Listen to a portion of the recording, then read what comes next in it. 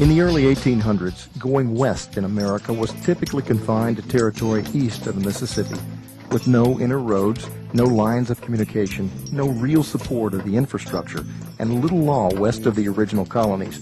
Traveling in unpopulated regions was not for the ill-equipped or faint of heart. The territory was harsh and unforgiving, and farther west of the Mississippi River lay even more rugged country that would ultimately test the very mettle of men, mission, and motive. Into this uncertain backdrop, thousands upon thousands of immigrants came to America, looking for a better life, land, opportunity, and the freedom to embrace real liberty. They were the tired, the poor, the hopeful, butchers, bakers, merchants, blacksmiths, farmers, wheelwrights, and dreamers. These were the nation builders, thrown together in a proverbial melting pot and destined to launch a world power.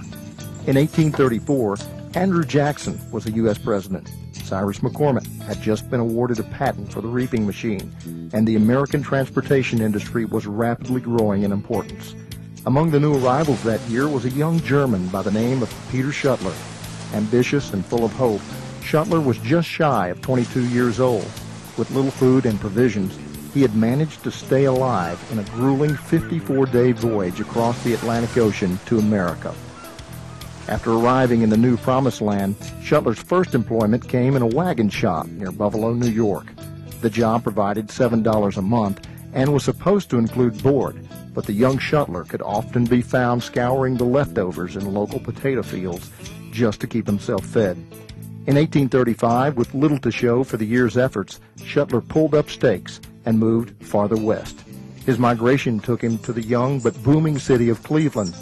He had scarcely arrived when the harsh realities of life in early America hit him with a vengeance. Perhaps it was bad water or infected food, but somehow he contracted typhoid fever, a bacterial infection of the intestinal tract. Typhoid in the 1800s was especially serious since modern antibiotics were not yet in existence. For Schuttler, it made the challenges of his earlier sea voyage seem tame. This was a life-threatening battle that left him barely able to function, much less work.